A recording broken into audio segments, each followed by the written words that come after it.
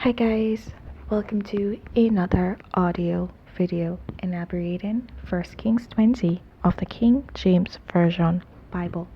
And it reads, And Ben-Hadad, the king of Syria, gathered all his host together, and there was 32 kings with him, and horses and chariots, and he went up and besieged Samaria, and warred against it. And he sent messengers to Ahab king of Israel into the city, and said unto him, Thus saith Ben-Hadad, Thy silver and thy gold is mine, thy wives also and thy children, even the goodliest, are mine. And the king of Israel answered and said, My lord, O king, according to thy saying, I am thine, and all that I have. And the messengers came again and said, Thus speaketh Ben-Hadad, saying, Although I have sent unto thee, saying, Thou shalt deliver me thy silver and thy gold and thy wives and thy children, yet I will send my servants unto thee tomorrow about this time, and they shall search thine house and the houses of thy servants, and it shall be that whatsoever is pleasant in thine eyes, they shall put it in their hand to take it away. Then the king of Israel called all the elders of the land, and said, Mark, I pray you, and see how this man seeketh mischief, for he sent unto me for my wives, and for my children, and for my silver, and for my gold, and I denied him not. And all the elders and all the people said unto him, Hearken not unto him, nor consent. Wherefore he said unto the messengers of Ben-Hadad, Tell my lord the king, all that thou didst send for to thy servant at the first I will do, but this thing I may not do. And the messengers departed and brought him word again. And Ben-Hadad sent unto him and said, The gods do so unto me, and more also, if the dust of Samaria shall suffice for handfuls for all the people that follow me. And the king of Israel answered and said, Tell him, let not him that girdeth on his harness boast himself as he that putteth it off. And it came to pass, when Ben-Hadad heard this message, as he was drinking, he and the kings in the pavilions, that he said unto his servants, Set yourselves in array. And they set themselves in array against the city. And behold, there came a prophet unto Ahab king of Israel, saying, Thus saith the Lord, Hast thou seen all this great multitude? Behold, I will deliver it into thine hand this day, and thou shalt know that I am the Lord. And Ahab said, By whom? And he said, Thus saith the Lord, even by the young men of the princes of the provinces. Then he said, Who shall order the battle? And he answered, Thou. Then he numbered the young men of the princes of the provinces, and they were 232, and after them he numbered all the people, even all the children of Israel, being 7,000. And they went out at noon.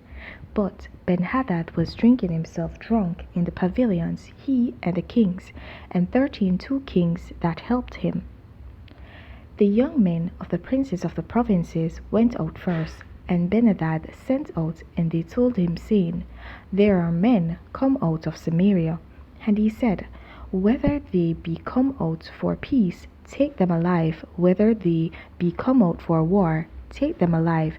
So these young men of the princes of the provinces came out of the city, and the army which followed them. And they slew every one his man, and the Syrians fled, and Israel pursued them. And Ben-Hadad the king of Syria escaped on an horse with the horsemen. And the king of Israel went out and smote the horses and chariots, and slew the Syrians with a great slaughter. And the prophet came to the king of Israel, and said unto him, Go, strengthen thyself, and mark, and see that thou doest, for at the return of the year the king of Syria will come up against thee. And the servant of the king of Syria said unto him, Their gods are gods of the hills, therefore they were stronger than we. But let us fight against them in the plain, and surely we shall be stronger than they. And do this thing, take the kings away, every man out of his place, and put captains in their rooms, and number thee an army like the army that thou hast lost, horse for horse, and chariot for chariot, and we will fight against them in the plain, and surely we shall be stronger than they. And he hearkened unto their voice, and did so. And it came to pass at the return of the year that Benhadad numbered the Syrians, and went up to Haphek to fight against Israel. And the children of Israel were numbered, and were all present, and went against them. And the children of Israel pitched before them like two little flocks of kids, but the Syrians filled the country. And there came a man of God, and spake unto the king of Israel, and said, Thus saith the Lord, because the Syrians have said, The Lord is God of the hills, he is not God of the valleys, therefore will I deliver all this great multitude into thine hand, and ye shall know that I am the Lord. And they pitched one over against the other 7 days. And so it was that in the 7th day the battle was joined, and the children of Israel slew the Syrians 100,000 footmen in 1 day. But the rest fled to Aphek into the city, and there a wall fell upon 27,000 of the men that were left.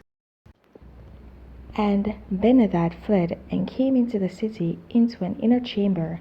And his servants said unto him, Behold, now we have heard that the kings of the house of Israel are merciful kings. Let us, I pray thee, put sackcloth on our loins, and robes upon our heads, and go out to the king of Israel. Peradventure he will save thy life. So they girded sackcloth on their loins, and put robes on their heads, and came to the king of Israel, and said, Thy servant Benhadad saith, I pray thee, let me live. And he said, Is he yet alive? He is my brother. Now the men did diligently observe whether anything would come from him, and did hastily catch it. And they said, Thy brother Benhadad. Then he said, Go ye, bring him. Then Benhadad came forth to him, and he caused him to come up into the chariot. And Benhadad said unto him, The cities which my father took from thy father I will restore, and thou shalt make streets for thee in Damascus, as my father made in Samaria. Then said Ahab, I will send thee away with a covenant. So he made a covenant with him, and sent him away. And a certain man of the sons of the prophets said unto his neighbor in the word of the Lord, Smite me, I pray thee. And the man refused to smite him. Then said he unto him, Because thou hast not obeyed the voice of the Lord, behold, as soon as thou art departed from me, a lion shall slay thee. And as soon as he was departed from him, a lion found him, and slew him. Then he found another man, and said, Smite me, I pray thee. And the man smote him, so that in the smiting he wounded him. So the prophet departed, and waited for the king by the way, and disguised himself with ashes upon his face.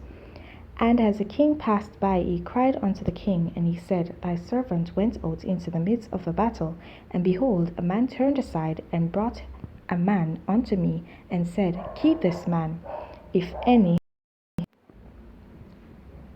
by any means he be missing, then shall thy life be for his life, or else thou shalt pay a talent of silver. And as thy servant was busy here and there, he was gone.